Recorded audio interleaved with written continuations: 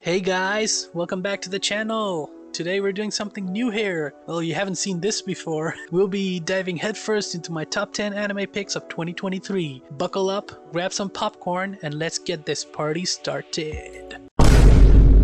Alright, starting off at number 10, we've got Mushoku Tensei Season 2. Let me get the negatives out of the way first. This season is not as good as the first one. Definitely. The pacing is more leisurely than a Sunday stroll and the animation has downgraded slightly. But hey, despite all that, still better than 90% of the other schlock we get each season, so I'll take it as a win. Well, what else can I say about this show that hasn't been said by many others before? This is one of the best isekai out there, and the immersiveness of the show is on another level. And hey, we finally got our first waifu back, Sylphie! Still hopeful for a return to the form in the second core though, because knowing the author, he doesn't let Rudy get comfortable for too long. Securing the 9th spot is the sleeper hit Zom 100. This one had a unique premise. Instead of surviving the zombie apocalypse, our cast creates a bucket list and goes on a wild ride. It's a light-hearted comedy that had me hooked. Admittedly, a few jokes fell flat and there are some production hiccups affecting the animation, but overall, it's a solid recommendation. At number 8, we have the intriguing Apothecary Diaries. This show is downright awesome. Picture this, a herbalist doctor in ancient China solving mysteries in the inner palace. It's unique, charismatic, and beautifully animated by Studio OLM. Plus that opening theme. Nice. Landing on number 7 is Heavenly Delusion, and let me tell you, this anime slaps. It weaves two interconnected stories, one in a post-apocalyptic Japan and the other in a mysterious facility akin to the Promised Neverland, but better I guess. The story is top-notch, following the show don't tell approach, and the mysteries keep piling up. Oh, and have I mentioned the phenomenal opening theme?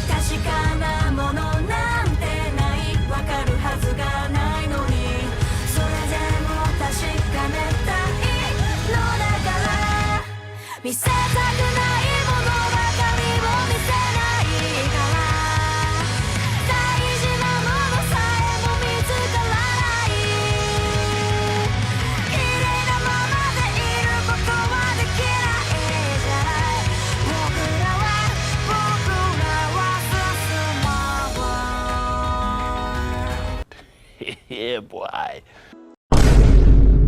Oshinoko, you've earned the 6th spot.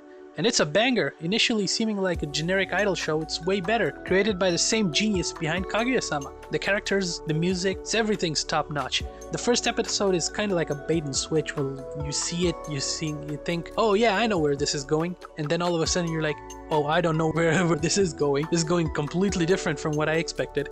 Do watch it, it's just a great show.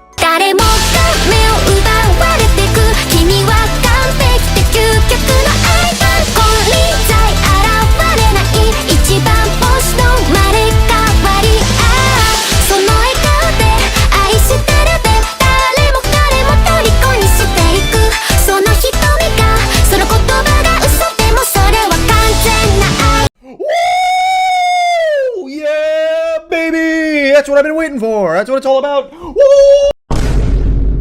Jujutsu Kaisen Season 2 punches in at number 5. Well, I had to do it. JJK was just this good. The first season was fine. It was pretty much a generic shonen with some incredible animation, but this season has been miles better than the previous one. We got a Gojo and Geto backstory, the entirety of the Shibyo arc, and all that in one season?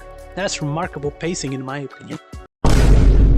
Coming in at number 4 is Pluto. Now this was no surprise as this show was in production for quite a while. The studio behind this, M2, was made specifically by Murayama after he left MAPPA to make passion projects, so obviously the animation would be top notch, and coupled with the story by the legendary Naoki Urasawa, you get a modern masterpiece. The sad thing, however, is a lot of people haven't watched this show, obviously because of Netflix and their lack of promotion, so consider this a recommendation to watch it.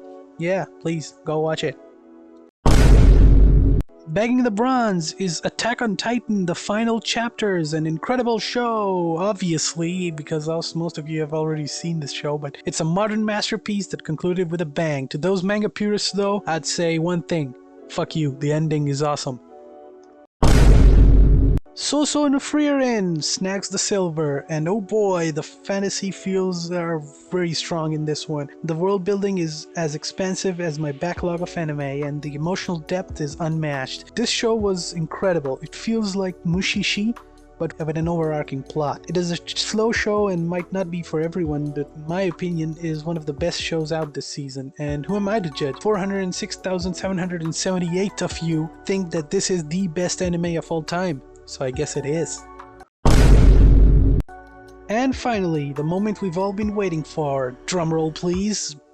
Vinland Saga Season 2 takes the crown. Season 1 was great and all, but I didn't like the main character Thorfinn. I thought the kid was unhinged and way too edgy. But this season proved me wrong. He had to be that way so that this season could redeem him. And man, what a redemption arc for this guy. He went from everyone is my enemy to I have no enemies. This scene was so powerful it brought tears to my eyes. This entire show was building to this moment, the moment Thorfinn grew up into the man his father wanted him to be. So there you have it, my fellow anime aficionados. The top 10 anime of 2023 according to yours truly. What are your picks? Let's start a lively debate in the comments below. Don't forget to smash that like button, subscribe if you haven't already, and see you all next time.